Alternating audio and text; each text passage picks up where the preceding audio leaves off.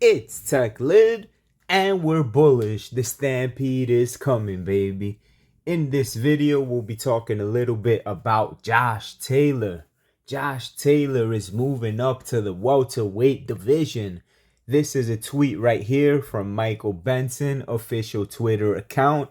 Josh Taylor has confirmed that the Jack Catterall fight was his last at super lightweight, and he will now be moving up to welterweight. Ladies and gentlemen, this is a big thing for Josh Taylor and the entire division.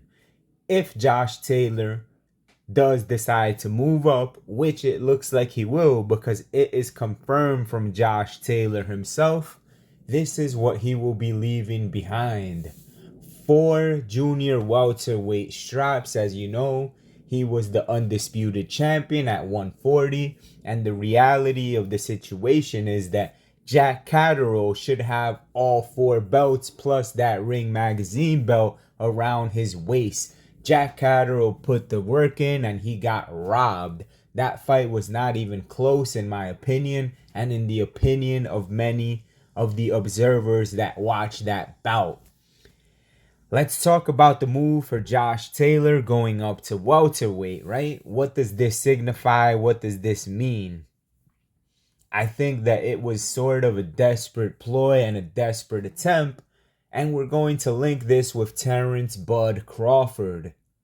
I think that Josh Taylor being undisputed and Bud being a former undisputed champion at 140, Bob Arum was kind of using that as a bargaining chip perhaps to keep Terrence Crawford around with Top Rank.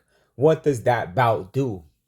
That bout, which in my opinion is an easy fight for Terrence Crawford, makes it look like a very nice win on paper because what Josh Taylor accomplished. So it's actually an easy fight for Bud that he would get credit for when he gets the win, because you can't really take away credit for a guy even though the fight is easy or if he makes it look easy. You can't take the credit away from a fighter when the accomplishment has been accomplished by the other fighter.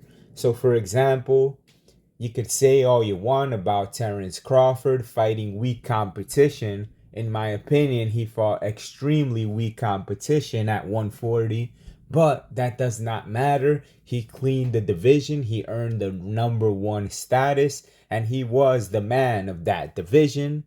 Josh Taylor took a much harder route than Crawford to unify and get every belt. However, Crawford is the better fighter, and given what we saw versus Jack Catterall, Terrence Crawford would absolutely smash Josh Taylor. I don't think it would even be a close fight. He would stop him mid-rounds in my opinion. Let me know what you guys think down below in that comment section. What do you make of the move that Josh Taylor is making to welterweight? How many fights will he have there before he eventually challenges Bud Crawford, which is likely that is the scenario. I would highly doubt that he would go the other route and try to fight Ugas or Errol Spence, whoever the champion may be at that time. I think that fight is way less unlikely, given that hell we haven't seen Bud versus Spence, so why see Taylor versus Spence, right?